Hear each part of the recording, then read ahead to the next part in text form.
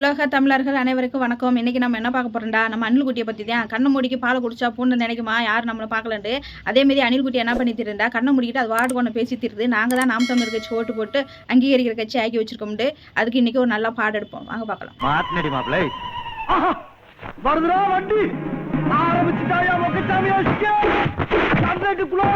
நாம் தமிழர் பெற்ற வாக்குகள் என்பது பெரும்பான்மையான வாக்குகள் எங்களுடைய வாக்குகள்.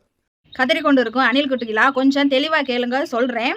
சட்டமன்ற தேர்தல் 2016 நாம் தமிழர் கட்சிக்கு பதிவான வாக்கு சதவீதம் 1.07% பதிவாயிருக்கு.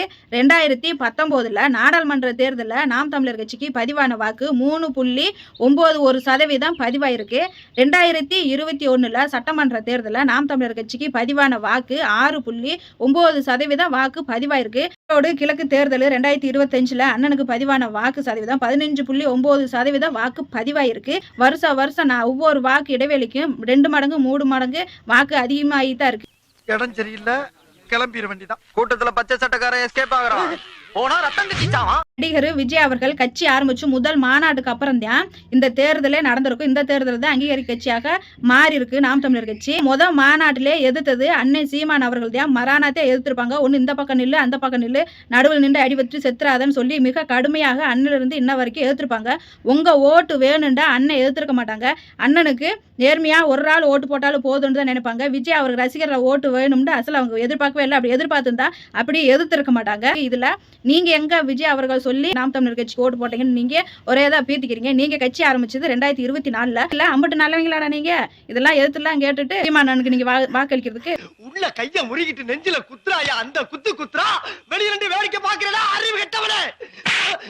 2010 அவர் கடுமையாக உழைச்சு ஒவ்வொரு ஓட்டுக்கும் காசு கொடுக்காம அவர் கொள்கையை மட்டும் எடுத்து வச்சு வந்த வாக்கு தான் அந்த அனைத்து வாக்கும். நேற்று பேஞ்ச மலையில முளைச்ச காலை மாதிரி நீங்க முளைச்சு வந்துட்டு நாங்க எங்க அன்னை சொல்லனால தான் நாங்க ஓட்டு போட்டோன்னு சொல்றது இதெல்லாம் பகல்ல கண்ணை மூடிக்கு பால் குடிக்கிற கதையா இருக்கு. இதெல்லாம் வேற யார்ட்டாச்சும் வச்சுங்க அணில் குட்டிகளே. இதெல்லாம் எங்க கிட்ட நடக்காது. அண்ணனுக்கு ஓட்டு போறவங்க என்னைக்கு மாற மாட்டாங்க. உங்க கணக்கா ரசிகர் கூட்டம் வந்து போட கிடையாது, ஓட்டுக்கு காசு கொடுக்க கிடையாது, பிரியாணி வாங்கி கொடுக்க கூடாது, தேவையில்லாத மது பழக்கத்துக்கு ஈடுபடுத்தாம கொள்கையை மட்டுமே எடுத்து வச்சு போட்டா போடு போடாட்டி போண்டு இருக்கிற அனைத்து கட்சியும் அனைத்து சாதியை எதிர்த்து என் கொள்கைக்கு நேர்மைக்கு உண்மைக்கு ஓட்டு போட்டா போதுன்னு நின்றவரதே அண்ணன் சீமா. எல்லாருக்கும் பின்புலம் ஒன்னு சாதி, ஒன்னு மதம், ஒன்னு அரசியல், ஒன்னு திரைக்கவர்ச்சி சினிமா, எதுவுமே இல்லாத ஒரு மகன், ஒன்றுமே இல்லை. ஒரு ரூபா காசு இல்லை, ஒரு ஊடக ஆதரவில்லை, ஒருவனும் இல்லை.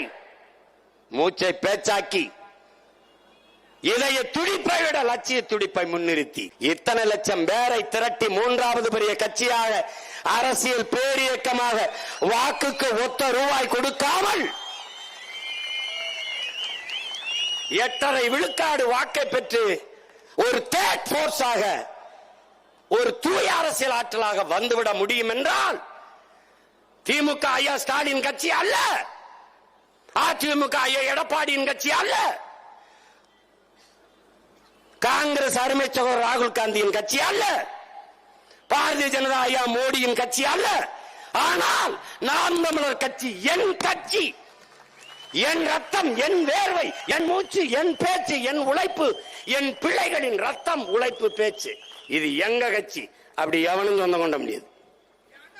அட அணில் குட்டிகளா, நீங்கள் சனிக்கிழமை அரசியல் பண்ணிக்கிறீங்களா? சனிக்கிழமை அரசியலுக்கு 100-200 கொடுத்து காலேஜ் ஊராக போய் எங்கள் கூட்டத்துக்கு வாங்க, எங்கள் அண்ணன் கூட வந்து நில்லுங்க, 1 மணி நேரம் 2 மணி நேரம் கூட்டத்தை கூட்டுறதுக்கு வந்து கூப்பிட்றீங்க. வரும் 3 நிமிஷம் நின்று பேசுறதுக்கு அவ்வளோ கூட்டத்தை கூட்டு காசு கொடுத்து கூப்பிட்றீங்களா? அப்படி கூட்டம் கூடணும் கிடையாது அண்ணன் சீமானுக்கு. அப்படி வந்த வாக்கும் கிடையாது.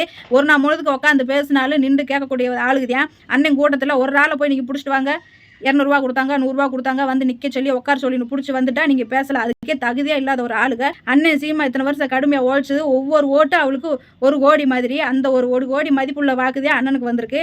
எந்த ஒரு காசு பணம் துட்டுக்கு மயங்காதவங்க தான் நாம் தமிழர் கட்சிக்கு ஓட்டு போடுவாங்க. உங்கள் கணக்கா ரசிகருக்கு தவிரவங்க ஓட்டு போட மாட்டாங்க. அப்படி நல்லவங்களும் கிடையாது. நீங்கள் இதே தான் சொல்லுவாங்க, பூனை கண்ண மூடிக்கு பால் குடிச்சா பூரா இருட்டிடுச்சுன்னு அர்த்தம்.